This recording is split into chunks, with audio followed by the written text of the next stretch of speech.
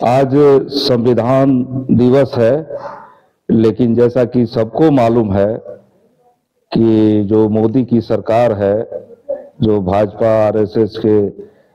द्वारा चलाई जा रही है, ये पूरे देश में संविधान से अलग पूरे तौर पे फासिस्ट तंत्र को कायम कर रही है। पिछले वर्षों में बिहार के विधानसभा के शताब्दी वर्ष के आयोजन के क्रम में जो संविधान की प्रति बांटी गई थी, उसमें जो संविधान की जो प्रस्तावना है, जिसमें समाजवाद शब्द था, जिसमें धर्मनिरपेक्षता शब्द था, उसको खत्म कर दिया गया है। उस प्रति में वो नहीं है। सारे विधायकों को, सारे विधान परिषद सदस्यों को बिहार में वो प्रति उपलब्ध कराई गई थी। तो एक जो सबसे ज्यादा जो बुनियादी जो प्रस्तावना थी, जिसमें संविधान में वो दर्ज किया गया था कि ये भारत जो है समाजवादी और धर्मनिरपेक्ष गणतंत्र के रूप में है, उस शब्द को हटा दिया गया है और इसके लिए कोई संविधान में संशोधन तक नहीं किया गया और मनमाने तरीके से, बिल्कुल ही फासिस्ट तरीके से यह काम किया गया है। तो आज जब हम संविधान दिवस मना रहे हैं, तो इन तमाम चीजों पर भारत के सभी लोगों को,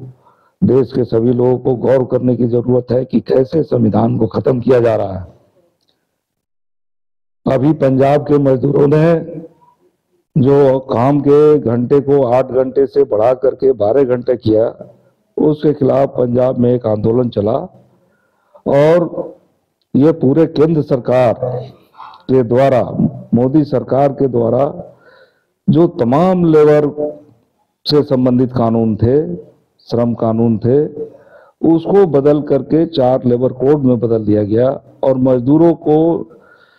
जो आजाद देश के मजदूर हैं, उनको गुलाम बनाने के लिए,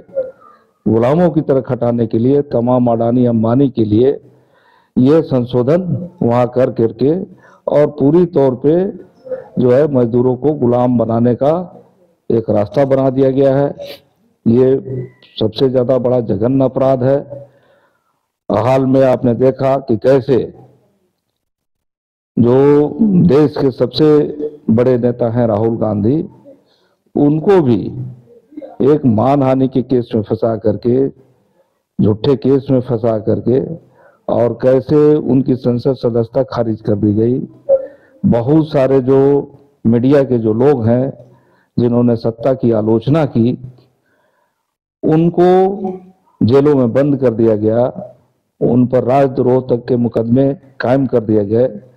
और धार्मिक, भाषाई, संस्कृति संबंधी पूरे देश की जो आजादी रही है, भारत विविधताओं का देश है, उस आजादी को पूरी मोदी सरकार ने खत्म करना शुरू कर दिया है। और चाहे वो धर्म परिवर्तन के मामले में हो, भाषाई मामले में तमाम चीजों को थोपने की बात हो, संस्कृति के मामले में तमाम चीजों को थोपने की बात हो, आदिवासियों की जमीन जो है उसको हड़प लेने के लिए नए नए संशोधन का बात हो, तो ये तमाम कार्रवाई चल रही है। इसके साथ साथ सभी जानते हैं कि जो तेल गैस पाइपलाइन है, जो मौद्रिक पाइपलाइन है, उसको अडानी अंबानी जैसे लोगों को देने के लिए देश की सड़कों, देश की जो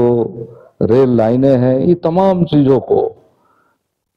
कंपनियों को देने के लिए तरह तरह के संशोधन किए जा रहे हैं और इस तरह से देश का पूरा तरह से तहस नहस किया जा रहा है। और ये संविधान पर मोदी सरकार के द्वारा पूरा बड़ा हमला है और ये देश जो है पूरे फासिस्ट अंदाज में, फासिस्ट तरीके से ये भाजपा की, आरएसएस की सरकार देश में चला रही है। और आज जब देश में संविधान दिवस मनाया जा रहा है, हम तमाम लोगों से, किसानों से, मजदूरों से, छात्रों से, नौजवानों से, तमाम बुद्धिजीवियों से, ये भाकपा माले की ओर से ये अपील करते हैं कि देश को बचाने के लिए, संविधान को बचाने के लिए, लोकतंत्र को बचाने के लिए सबको आगे आना होगा। और अभी में जो पूरे बिहार में एक अभियान चला, लोकतंत्र बचाओ देश बचाओ अभियान चला। आज